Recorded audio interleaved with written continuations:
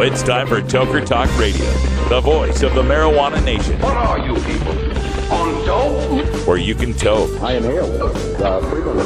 Or you can talk. I experimented with marijuana and didn't inhale. Or you can toke and talk. 10 federal criminal penalties for possession of up to 1 ounce of marijuana. While we talk about toke on Toker Talk Radio. So, by the way, when it comes to pot, if you're 40 years old, you live in a log cabin in Oregon, you got 12 giant pot plants in your backyard, have a ball. Live from beautiful Portland, Oregon at Rolla J Studios.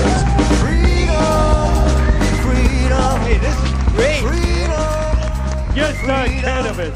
Plus your calls live at 971-533-7111. They're walking on their pants with their cap on backwards, listening to Enema Man and Snoopy Poop Dog. What's to keep somebody from getting all potted up on weed and then getting behind the wheel? Gateway theory doesn't work.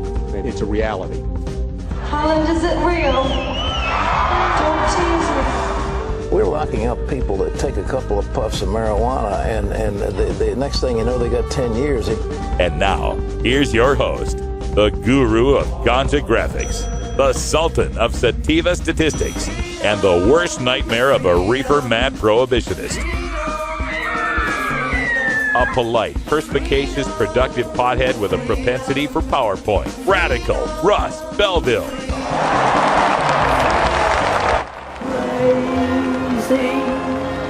Over the rainbow, I'm crazy. Bars in the window. All right, we got some more Bud here on Bud Cam. Looking pretty. Okay, we got so much great technology here, and I understand one of our fans is going to send us one of those USB microscope.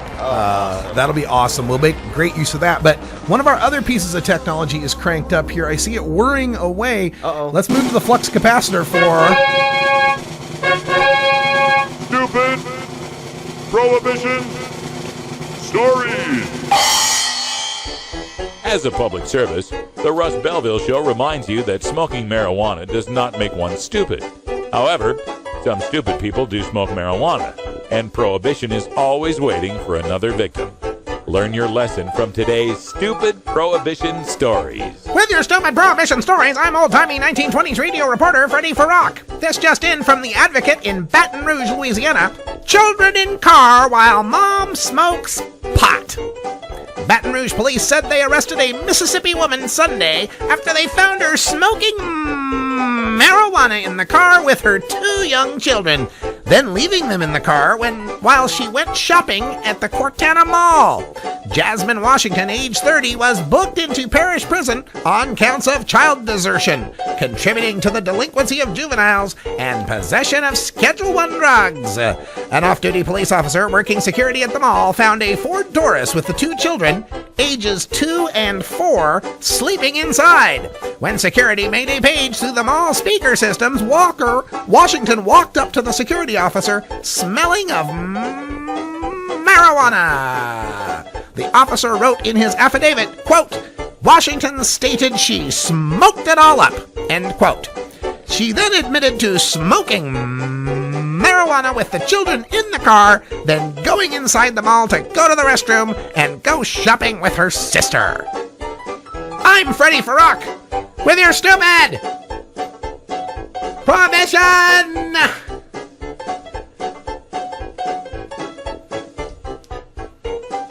Stories!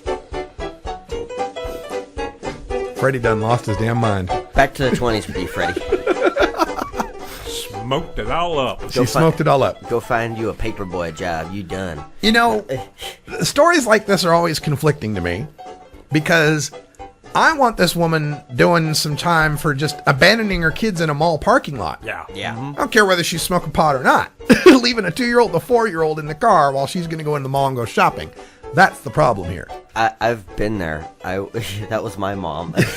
That's just wrong. I mean, well, that's all moms, That's just wrong. I mean, who knows what can happen to those kids out there in the car? Somebody prowling around, finds the kids. Next thing you know, the kids are gone.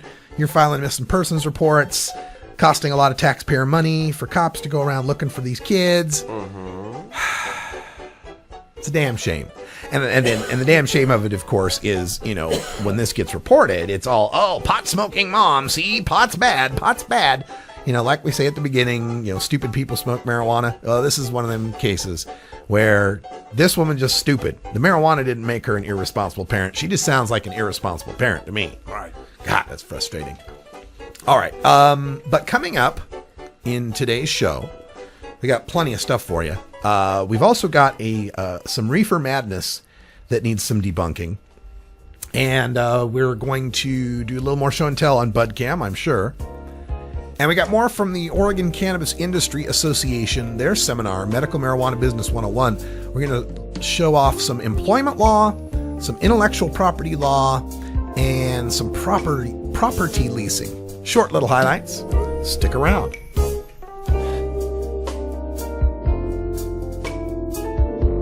We'll be right back after these messages from our 420 friendly sponsors. Support these advertisers because their ad money goes straight to the Russ Belville Show.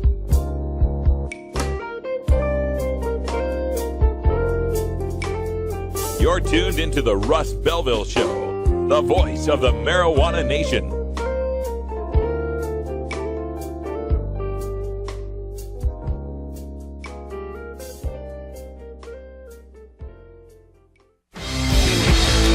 When you are starting up a medical cannabis business, you don't just want any attorney. You want a fired-up lawyer who understands the needs of cannabis consumers. The Law Office of Lauren Vasquez is your fired-up lawyer for the cannabis industry. Lauren Vasquez knows the details of California marijuana law from both a personal and professional angle.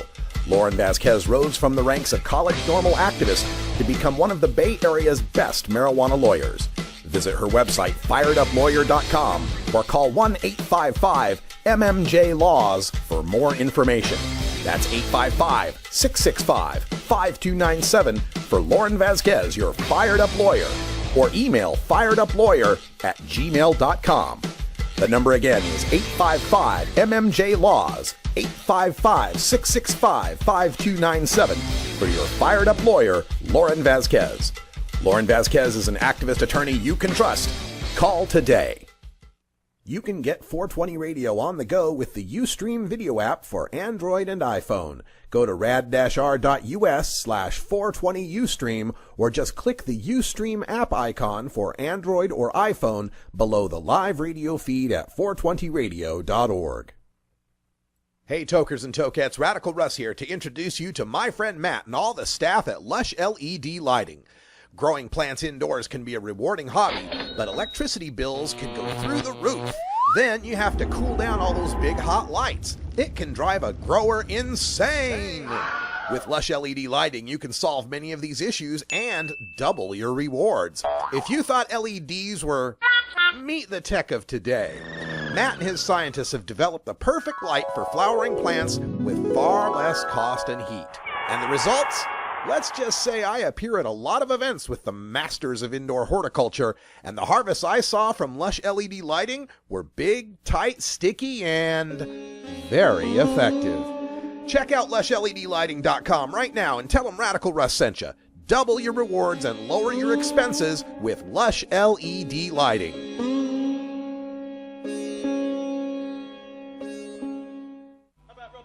Marijuana. We not like marijuana, you marijuana, we love marijuana too. Barrel marijuana, barrel marijuana, barrel. Everybody, barrel marijuana. I like marijuana, you like marijuana, we like marijuana too. I think that calls for some BudCam. Marijuana. Yeah, it's my life, but I do what I want. Marijuana. Yeah, the cops say come, brother me. I know I just don't know what to do. Marijuana, marijuana. Oh, that's looking pretty. Which one is that? Doctor Who. Doctor Who. Which generation of Doctor Who? Yeah, that's we do not know. We have no TARDIS. We cannot tell you. And there you go. That's the extent. It's bigger on the inside. That's the extent of my Doctor Who knowledge. The reason I brought it back down to you guys was I vaped some of it last night. Yeah. And it gave me the jitters. Really? It's jittery weed? Yeah, jittery Well, that's weed. my kind of weed. Real high. I like that stuff. Well, Left Wing Larry, glad to have you here in studio. And we are continuing our look at the Oregon Cannabis Industry Association. That's going to be here in just a second. Before we get to that, though, I've got some Reefer Madness that's in serious need of debunking. So let's do that.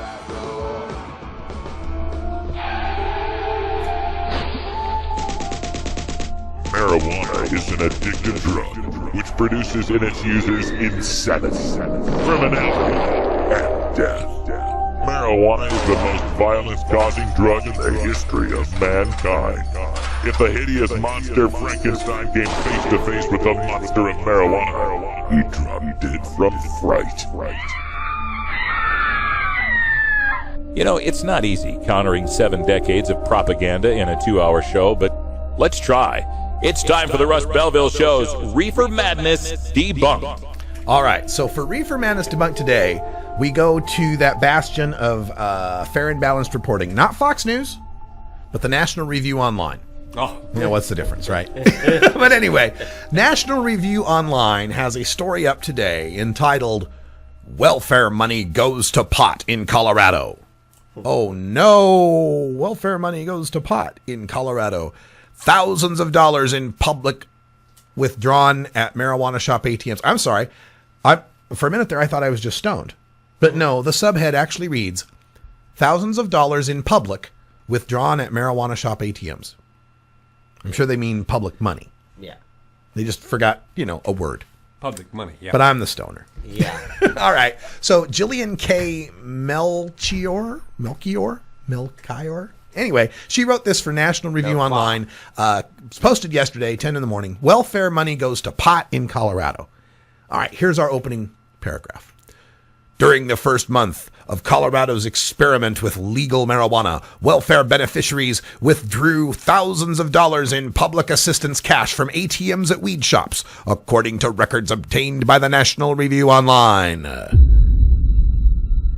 Well, that's terrifying, isn't it? Really? So thousands. Somehow they have records of all of these transactions when the banking industry doesn't even have records of all of the ATMs. Well, they got the ATM records. Some of these places have ATMs, right? And if you know that people get on benefits, right? Mm-hmm. They have welfare, right? It's called SNAP, I believe. Yeah. Well, SNAP is one of them. But they're talking about just EBT, TANF, temporary assistance for needy families. Yeah, that's your cash one. Your cash one, right? Oh, okay. And there's no more welfare checks and food stamps anymore. They're all on cards now. Mm-hmm. It's all on cards. I miss food stamps. Food stamps were cool. They're all on cards. And so these cards can be used at ATMs. And then you can get out some of your welfare money, right? So this is their big shock here, is that people on welfare might be using some of their money to buy pot. All right, paragraph 2. At least 64 times... Wait a minute, what? Okay, so in a month of pot sales in the state of Colorado, we're worried about 64 ATM withdrawals for welfare. Okay. Yeah, and there's no way that those withdrawals would have been more than about $300 because that's the maximum you can withdraw at a time. Ranged from 20 to 400. 20 to 400. Okay, so some places 400. Okay, fine. With an average of $85.55. And the total, the thousands of dollars of welfare money. Like 5,000? $5,475. Technically true. That is thousands, plural. Yeah. But for some perspective, $5,475 in public tax money is 0.05% of the tax money that was raised on marijuana taxation. Drop in that bucket. It is but 0.1% of the total marijuana sales in just the first week in Colorado. And we're supposed to be freaking out worried that someone on welfare withdrew the average was $85.55. So somebody withdrew $85, got themselves a quarter, probably, under dispensary prices. Yep, that's a quarter. And they say the maximum monthly benefit for TANF benefits is $462. So they're trying to paint this picture of welfare cheats that are, taking their money out. Blowing all their money on weed. Yeah. Right. Instead of spending it on their families. Now, what makes this more complex is a law recently passed that prohibited, this was last year, that prohibits electronic benefit transfer withdrawals that are from ATMs that are at casinos, gun shops, bars, and liquor stores. So a lot of these antis are saying, well, gosh, if you can't take out welfare money to buy a gun or buy booze, why can you take out welfare money to buy weed? Now, unfortunately for them, a lot of these places, these dispensaries and such that also sell other things other than pot.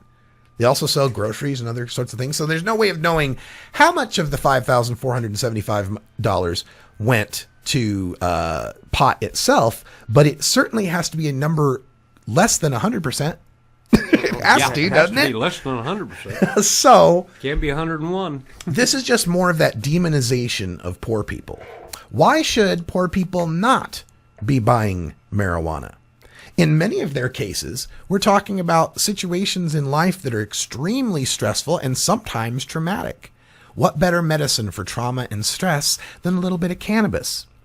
And as far as, they can't take out their benefits at a liquor store, no, but they can take it out at a grocery store and buy all the beer and wine they want.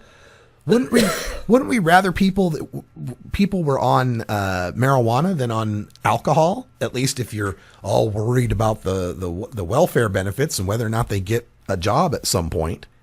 This is just, again, this is the kind of thinking of people that think poor people's lives ought to be micromanaged. That somehow because they're poor, they're failures, and so the guiding hand of the state must come down and micromanage their lives and tell them what they can and can't do. And it's just disgusting, and it's bigotry, and it's just got to stop here. But they're continuing. They're continuing on trying to fight it. The people that National Review is following here. And they're trying to tie it to federal funds and rile up the right-wing base about this. And consider the 64 transactions were just a small fraction of the 42,000 withdrawals from EBT in Colorado. So 42,000 times people on welfare take money out at the ATM. 64 times it's at a pot shop. Seems to me that's almost statistically less likely than you might think. I'm trying to figure out how they knew they were taken out at a pot shop, because those pot shop owners have to buy those machines and stock them themselves. Mm-hmm. Well, some of them have their in-house ATMs, but some of them, Oh, they are? Well, I thought the banks wouldn't allow their ATMs. They get around it with a wink, wink, nudge, nudge by not letting them know exactly where what is going on at the place at which they've set up the ATM. Okay. Yeah, the bank doesn't have to, it doesn't go out to these places and actually inspect where they're at. It's a private company that sets up most of these ATMs and restocks them with cash. They just make bank runs. The Blackwater for the banks. There you go.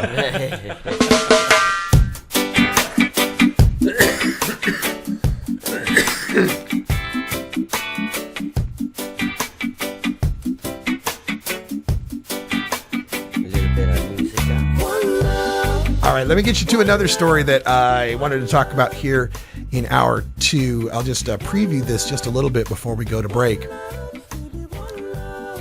And this is the Girl Scout story, right? We've already told the Girl Scout story about the one in San Francisco. Now there's another one, a younger one, an 8-year-old Girl Scout in Arizona who's selling Girl Scout cookies in front of a dispensary. And so we're going to update you on Arizona, on California, and then in Colorado, where it's legal, the Colorado Girl Scouts are forbidding them from selling in front of pot shops and dispensaries. Boo, we want our Thin Mints. Did you see the pictures online of Madeline last weekend? Yeah, Madeline Martinez. She had a girl. Her granddaughter? I don't think that was her granddaughter. Well, maybe on. Oh, I think it was. Yeah, maybe on her. Anyway, somehow related to it. But yeah. Some relation of hers, little girl. Yep. The parking lot of the Cannabis Cafe. Oh. Yeah, right in front of. No, didn't see it. Oh well. So yeah, we'll come back. We'll talk about the Girl Scouts selling in front of dispensaries and how we can make that happen everywhere. That sounds like a natural fit to me. I like the idea. But first, it's 20 after the hour. It's 4:20 here in the Pacific Time Zone. We've got some Doctor Who. and we need to smoke it to see if it causes us to travel through time or something. Time and space. Right. Oh, have you ever met that funny reefer man? A reefer man. Have you ever met that funny reefer man? A reefer man. If he said he swam to China, he would sell you South Carolina. Then you know you're talking to that reefer man. I'm Radical Russ Belville, and I want to thank you for listening to 420 Radio. We couldn't survive without you and our sponsors, and I'd like you to check out one of our prime sponsors, the National Cannabis Coalition. I've been working with NCC since June of 2012, and I'm proud to be part of the team they have assembled. National Cannabis Coalition is building the partnerships with reformers, lawmakers, and industry we need to be successful. Visit the National Cannabis Coalition website at nationalcannabiscoalition.com or the easier-to-remember ncc420.com. That's where you'll get the exclusive first look at my radical rants, as well as informative articles from the nation's top cannabis pundits. Visit ncc420.com today, and if you have your phone handy, text Russ to 420-420 to support NCC and 420 Radio. It's a free text message that helps us help you end adult marijuana prohibition. Learn more at ncc420.com, and thanks for supporting independent marijuana legalization public radio.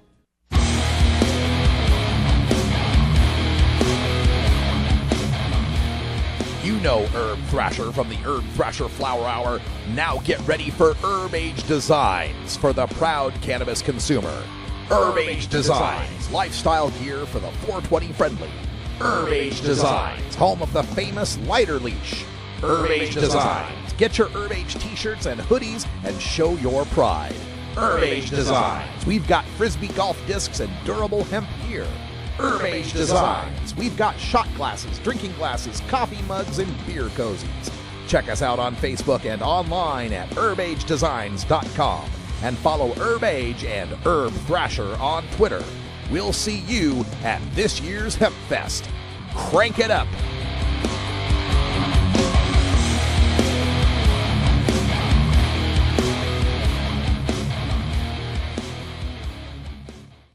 Professionals Against Prohibition, starring Jen Jackson from Raleigh, North Carolina. Wednesdays at 8 a.m. Pacific on 420radio.org.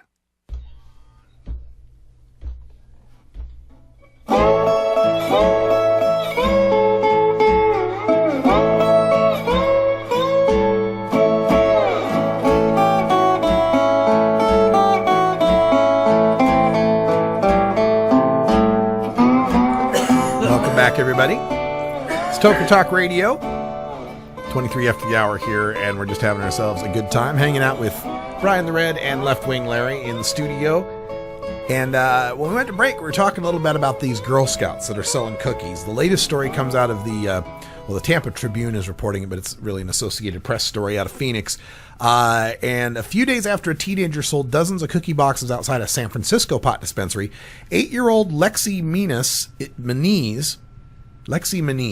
is returning to True Med Dispensary in Phoenix on Saturday for the same purpose. The girl's mother, Heidi Carney, got the idea after hearing about what happened in San Francisco.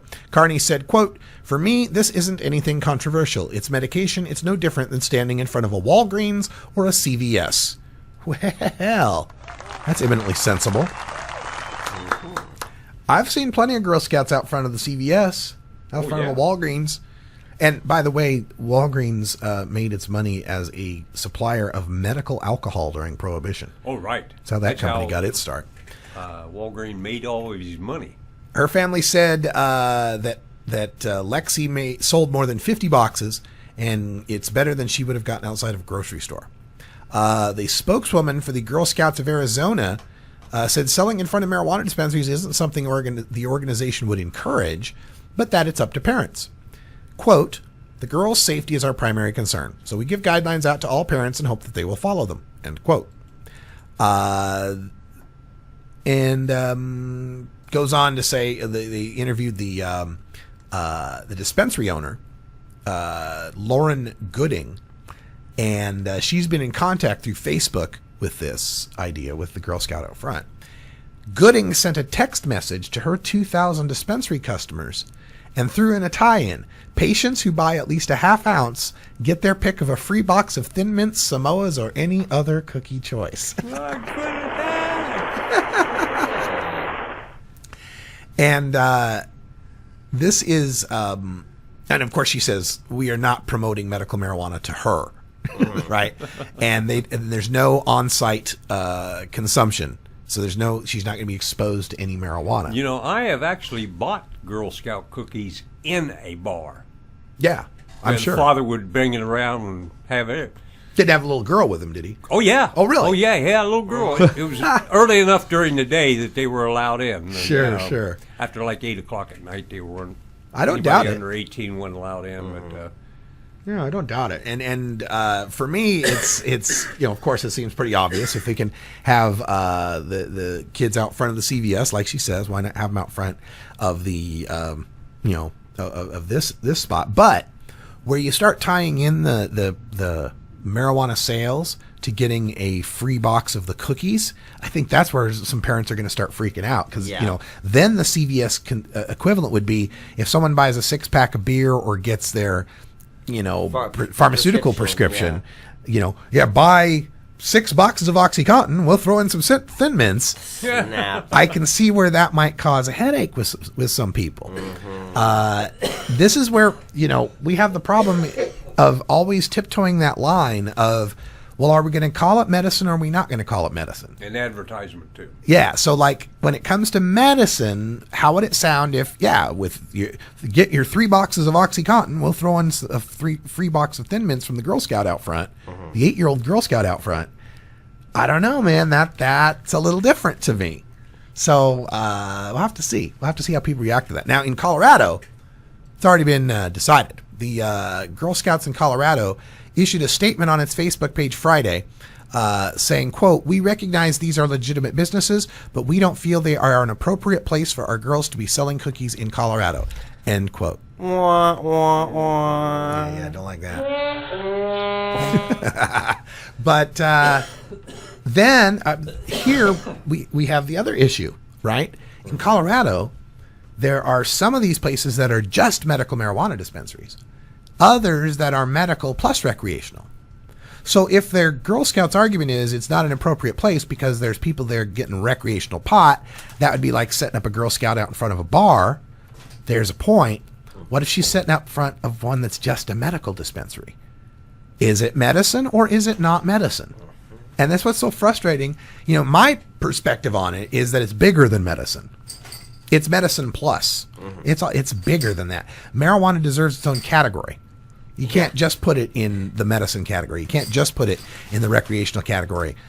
It's also spiritual. It's also industrial. It's also a lot of things, right? I've always felt it should be sold in health food stores. It's more like a supplement. If I'm forced to pick, then marijuana belongs more with the St. John's wort and the echinacea. If you make me like, what laws are we going to abide by? Hell, Utah, by the way, this is an interesting little trivia. Utah Senator Orrin Hatch is one of the leading people in the Senate as far as protection of what they call the nutraceutical industry, which are all these nutrients and supplements and vitamins and all those big manufacturers, Melaleucas and things like that, that make things that this product has not been checked by the FDA and is not guaranteed to treat or cure or deal with any disease. They have this long disclaimer they get, right? And they're allowed to put all sorts of shit in a pill and put it out there, having not gone through FDA scrutiny. Yep, and they have been doing it for years. So if I had to put it somewhere, that's where I'd put marijuana. Right. Let us market marijuana with a market label on it, just like you put on one of those things of nutraceuticals, is not intended to cure blah, blah, blah, blah, blah. Why not? Why not? Hell, if alcohol and tobacco aren't on the schedule, marijuana shouldn't be. I think it's because people still can't get past the thought of marijuana as a bud. They can't think of it as a pill. They can't wrap their mind around it. I take greenies every day, have for like 4 years. Yeah. So to me, it's no big deal. Yeah, it's funny how in our world, trying to explain it to somebody, they're like, "Oh, you can grind it up and put it in a pill." Right. Oh, what? Or you can concentrate it into an oil and put that into a pill. Yeah. What? oh, you can use that same oil in like 50 other applications? What? Yeah, and that's why it's funny from our perspective of being funny in a odd, eerie, unexpected way. It's in a funny not a funny ha-ha. Yeah. But from our perspective, being in the movement, the smoking of pot is almost a relic.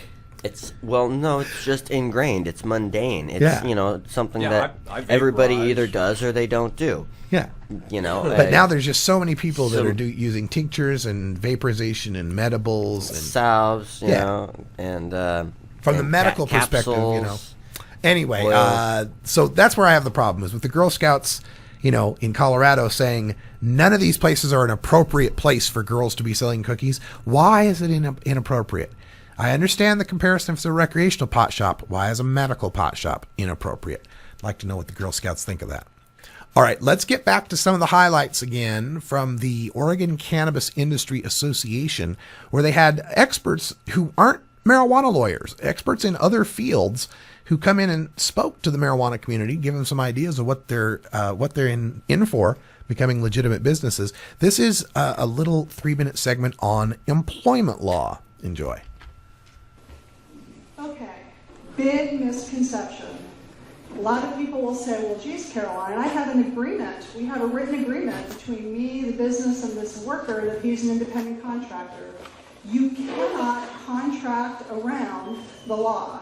You cannot have a private agreement that says this is the way that person needs to be treated, okay? State and federal law will tell you that there are certain requirements you have to have in terms of your obligations to employ someone versus hire an independent contractor. So don't be fooled by thinking that because you have an agreement that spells out that's the nature of the relationship, that's going to help you. Nobody cares.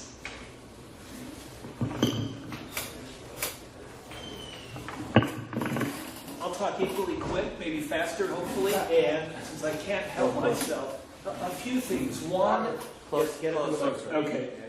Following up on Caroline's comments about independent contractor issues, I will tell you that every agency in the state, every federal agency, the independent contractor is a hot button issue and has been for the last couple of years. Well, it's an income, it's a revenue generator. I mean, let's face it, the taxing, the Department of Revenue, the feds, it's a way to get money, frankly, and they are hot on looking at the independent contractor employee issue. And so that it's out there yet again, another regulatory issue for you to think about, for you to deal with. The other thing that I want to ask, though, how many people here have supervised and managed employees before? Okay, all right, so that's great. So some of this may seem basic, but nevertheless, we'll talk for a few more minutes about it. One of the big, if you don't hear anything else that I say, Caroline's probably more valuable, but if, in terms of what I tell you, you should become familiar with the State of Oregon Bureau of Labor and Industry's website if you're not already. Because everything that we're talking about in the area of discrimination laws, discrimination rules, wage and hour rules, employee handbook, training employees, you can find information on the website, and they also have a technical assistance division. So for employers. So if you as employers have questions about these issues, any issues relating to your businesses, you don't have to identify who you are, you don't have to identify the name of your business, you don't have to identify the name of the employee. You can just call up and say, here's the issue that I have. 1, can you answer the question for me? Or 2, can you steer me to, can you direct me to the information that will help me understand this issue? So one thing, the BOLI website is just about all you'll need to know in an overall sense. That's experts in employment law talking to the medical marijuana dispensary community now that they have to follow laws and regulations, giving them an idea what some of them are. That's some of the stuff you'll get at the Medical Marijuana Business 101 that the Oregon Cannabis Industry Association puts on. Check out orcannabisindustry.org for more info.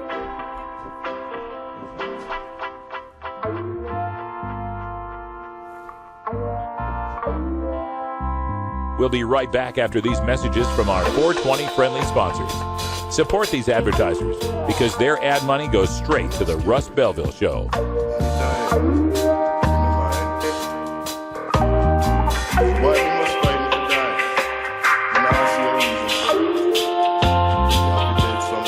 You're tuned into the Russ Belville Show, the voice of the marijuana nation.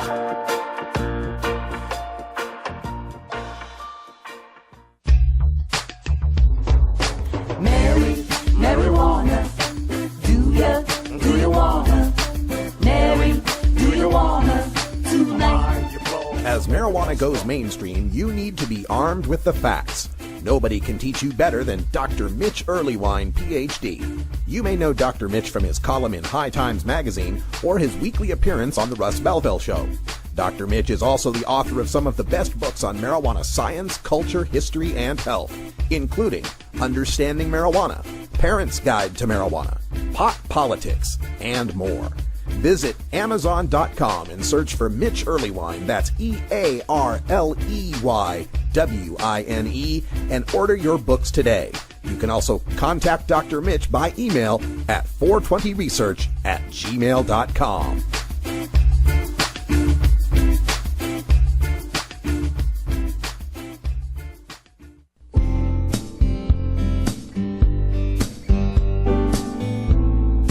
Support the Russ Belville Show. Text the word Russ to 420-420 and connect with the National Cannabis Coalition. You can also send $10 to the Russ Belville Show right from your smartphone. That's Russ to 420-420. You're listening to Radical Russ on the Russ Belville Show. I'll say little red collar, darling, your much too fast. Welcome back, everybody.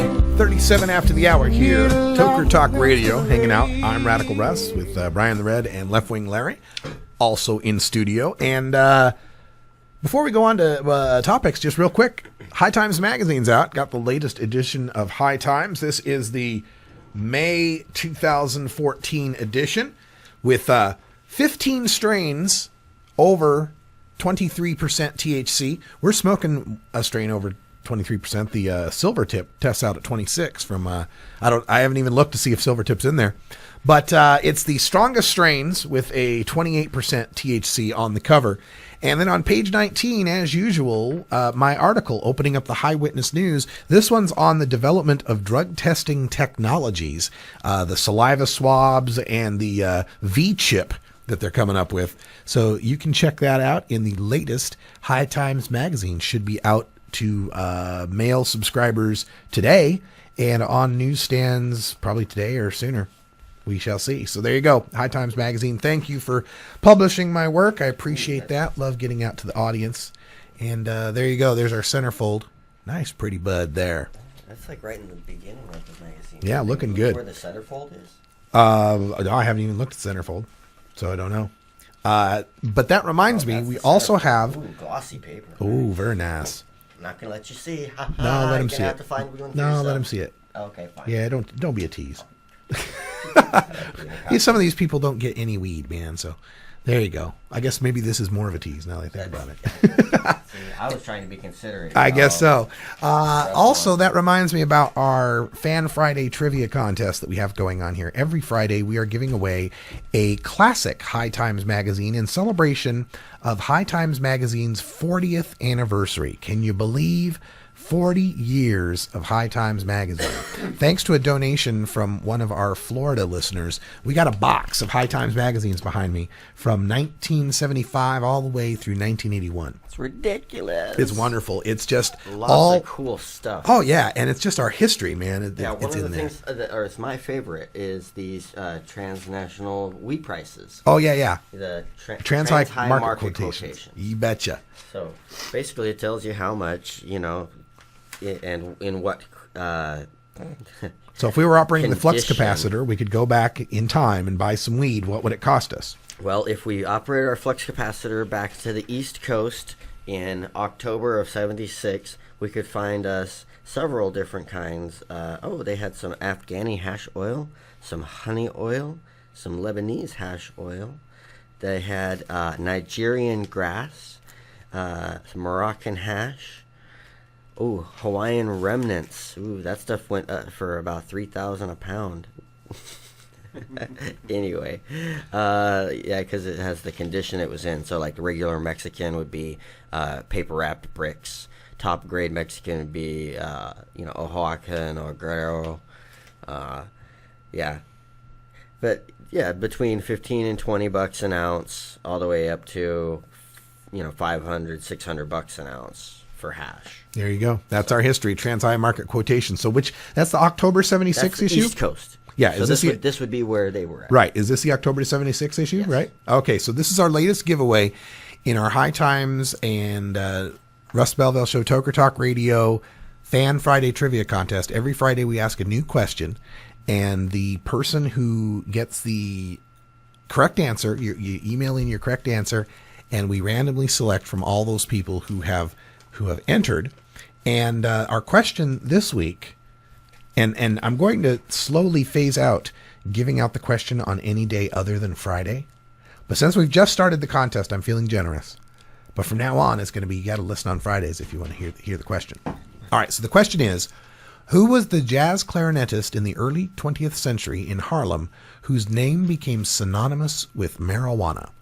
Who was the jazz clarinetist in the early 20th century in Harlem whose name became synonymous with marijuana? If you got the right answer, put it in an email, send it, Fan Friday Trivia Contest is the subject, send it in to russ@radicalruss.com, and on Friday we will randomly select, not only will you win this issue of High Times Magazine, the jazz issue, you will also get a Russ Belville Show marijuana users civil rights bill, or Bill of Rights poster. Those are cool. You get a Bill of Rights poster. You get a couple of Russ Belville Show stickers. You get some cards so you can pass them around to your friends. Pretty cool. So enter today, russ@radicalruss.com. All right, so let's go back to the news, because there's a couple of other stories that kind of caught my attention, thought was kind of interesting. And this was the one coming out of the Denver Post. Colorado troopers get training on spotting drivers under the influence of pot. And buried down at the very bottom of the story is the fact that the extra training is funded partially through a $400,000 grant from the National Highway Traffic Safety Administration. The grant is also going to pay for a statewide advertising campaign warning people not to drive when impaired by marijuana use. And guess what? I got no problem with that. I'm pro educating people not to drive when they're too high. Yeah. I'm all for that education. And what they're doing here is they're training officers in trying to spot drunk drivers or stone drivers. And so far, the first stats we've got is that the Colorado State Patrol cited 60 people in January for driving offenses in which marijuana was believed to be involved. It's the first numbers they've ever reported, so we don't have a trend yet. But that month, those 60 people made up 15% of the total impaired driving citations for the month. Okay, so they're saying marijuana accounts for 15%, about 1 out of 6 of the impaired drivers that they pull over.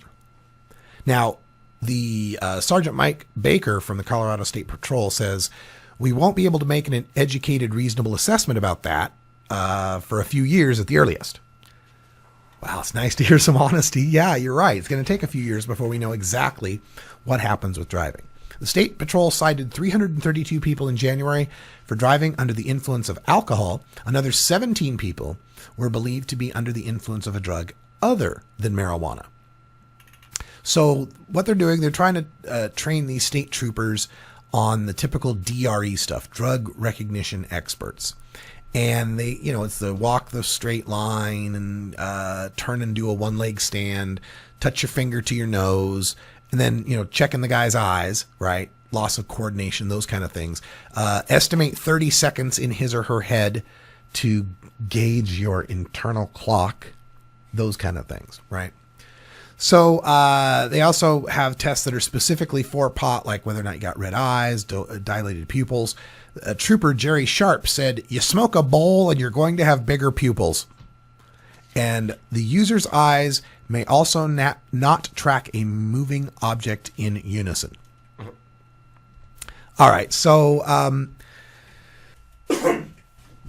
first of all, this is interesting. I'm all for police officers being able to spot impaired drivers in any sense, right? But some of these tests, to me, seem to be a little, I don't know, ridiculous. This test of gauging 30 seconds in your head. This is such an easy test to beat. All you need to do is find a song that you can hum in your head, time it out to when it's 30 seconds long, and then at the end of that 30 seconds, say it's been 30 seconds. When you're high, your sense of time won't be so shot that you can't sing. Who can turn the world on with her smile? Who can take a nothing day? Right? You sing your little Mary Tyler Moore theme song. Whatever it is in your head, doesn't matter. Time it out to 30 seconds, because most of your television, like old 70s theme songs, were about 30 seconds long, right? We're moving on up to the east side, right? Whatever it is, put it in your head. You'll get through that test just fine. And this idea that marijuana smokers can't track with their eyes, that's the old, pot smokers can't cross their eyes thing. That's pretty ridiculous as well. So I want cops to be trained to spot impairment. I want them to be able to spot people that are being irresponsible and getting behind the wheel in a condition where they can't reliably handle a 2,000-pound bullet. I'm all for that. But it's going to take a long time before the truth gets out about how marijuana really doesn't impact driving so greatly, not even as much as antihistamines do. It's going to take a while before we get to that level. All right, we're going to continue with another highlight from the Oregon Cannabis Industry Association. This was a presentation that was done on intellectual property law, which is interesting, about trademarks and copyrights and patents. And it was one of the more interesting ones that I enjoyed. Yeah, it was very interesting, especially with what we do. Some of the things we need to copyright and trademark, which I think we've, at least from what I've followed, we've done fairly well. Very well. So here it is, some information on trademark law from the OCIA Medical Marijuana Business 101 seminar. 3460 had one provision which I was a little confused about. It talked about the reimbursement for normal and customary costs of doing business. So I'm unaware of any other industry in the world that you can't charge what you want to charge for a customer. Free market exists, and you set prices, and there's competition, and that's the way it works out. But this statute says that you can only recover these things. There's a laundry list of things that it says specifically you can get reimbursed for. And we're talking about MMFs getting reimbursed from patients and growers getting reimbursed by MMFs. Transferring, handling, security, this list here, supplies, utilities, rent, mortgage. Those are normal and customary costs of business that are specified in the statute. That makes total sense. I immediately noticed certain things that were not specified in the statute. So what's the question? Can I get reimbursed for those? Compensation to employees. Is that a normal cost of doing business? Yeah, I think so, right? That's easy. Marketing, advertising, website promotion, all that. Yes, I would say that it falls on the side of the normal customary cost of doing business. Repaying loans, startup costs.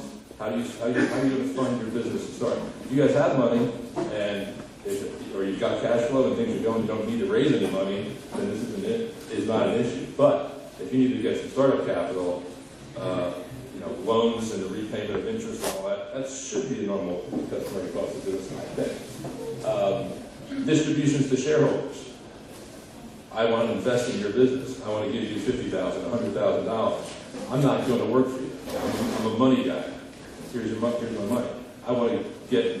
Why do I do that? So that you can make money and pay me with dividends.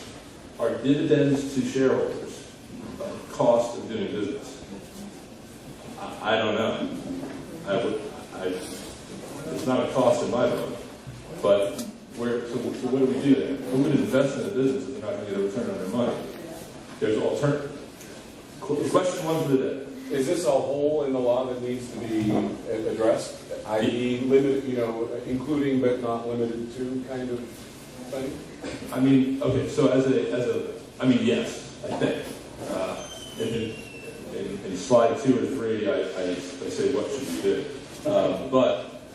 If it was up to me, I believe statute. I mean, amend the statute, amend the law to just get rid of it because I don't know why necessarily it's there. And I'm not trying to raise a big issue here. And I think when businesses start up, there's going to be a period of time where there's a startup cost that you're going to lose money on the front end anyway. So there's going to be a time to recapture your investment. But I'm just saying there's a statute there, and I'm not exactly sure what the boundaries are. And I'm not sure when people say, hey, let's organize a business and we need to raise money, I don't know how you tell a minority shareholder who's investing how you're going to get your money back. Lee? Yes, that kind of information is exactly what we're looking for here in the community as we start to build these businesses. And the Oregon law has always been a little bit vague on how the growers are supposed to get paid. This new law doesn't seem to really resolve that. Yeah, I learned a great term when we were at the normal legal seminar last year. Lawyer up. It's simply business. It's simply business. It's simply business, you know why they won't let us grow. It's simply business.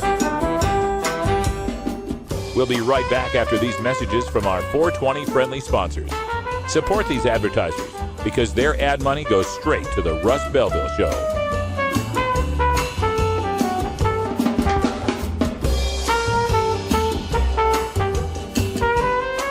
You're tuned into the Russ Belville Show, the voice of the marijuana nation. We'll be right back with Pot for Potholes and one more clip from the Oregon Cannabis Industry Association. It's simply business. It's simply business, you know why they won't let us grow. It's simply business. It's simply business, you know why they won't let us grow. It's simply business.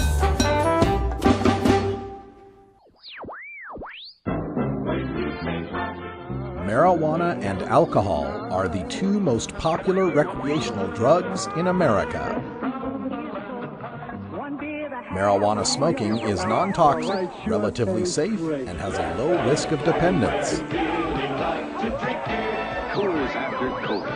Alcohol drinking is potentially fatal, dangerous to society, and is quite addictive.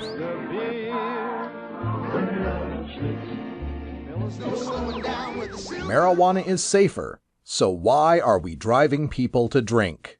That's the question of the new book, Marijuana is Safer, So Why Are We Driving People to Drink? By Paul Armentano, Mason Tvert, and Steve Fox. Visit Amazon.com or ChelseaGreen.com today to order your copy of Marijuana is Safer, or visit marijuanaissafer.com. It's quite simple. I'm a very nasty drunk. I get mean. I get loud. I'll tell your deepest, darkest secrets to a stranger, and I'll puke on your shoes. So, if that's the kind of behavior that this culture promotes, fuck it. Your one-room schoolhouse of choice. Your one-stop freedom shop. It's the Libra Lounge. Sundays at 3 right here on 420radio.org. Georgia. Hi, this is Willie Nelson, and I need your help. Alcohol prohibition didn't work in the 20s, and marijuana prohibition isn't working today. It's time we stop arresting law-abiding citizens because they prefer marijuana over alcohol. Nearly 2,000 Americans are arrested every day on marijuana charges. We're unfairly destroying the lives and careers of hundreds of thousands of people each year simply because they smoke marijuana. These are not criminals. They're average citizens like you, good neighbors who work hard, raise families, pay taxes, and contribute to their communities. We need your help. Issues to consider in leasing property. The first one is, what do you tell the potential landlord? When you contact them, you find an ad, you see a sign, maybe you're dealing with a commercial real estate broker who has the property, who has a sign on the property, or alternatively, you're dealing with the private landlord who's placed an ad perhaps on Craigslist looking for a tenant. Presumably, when you make that first call, they're going to ask you about your business. Well, what kind of business do you have? And there's certainly two different schools of thought on that. One is you could kind of try to hide the ball and indicate that perhaps you're in the nursery business or you have some other business that's serving the general public without really spilling the beans to the landlord. The other school of thought is certainly to just put it all out there. Presumably what you're doing is complying with state law, therefore shouldn't be anything to hide. Of course, the concern of potential tenants would be, if I tell them what I'm doing, they're not going to want to rent to me. And that's very true, and you're going to run into that, and you may already have run into that.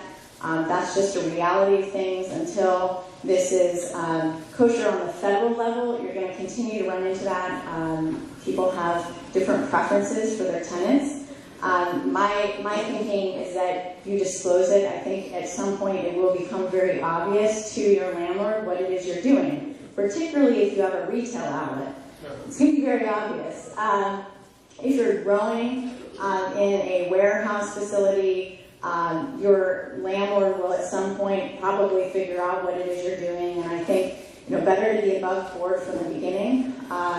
And you'll learn very quickly whether your landlord wants to spend time with you or wants you to move on to somebody else. And that's just the reality of it at this point, and I think at some point it'll change.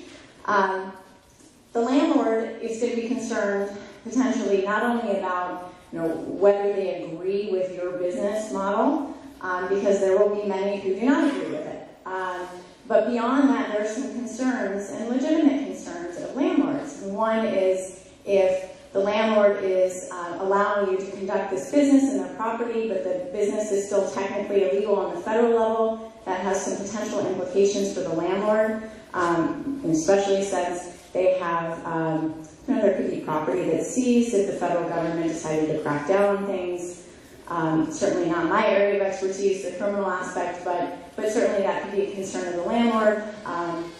Other concerns of the landlord could just be fear to get involved in this because they know that there's some question marks surrounding it.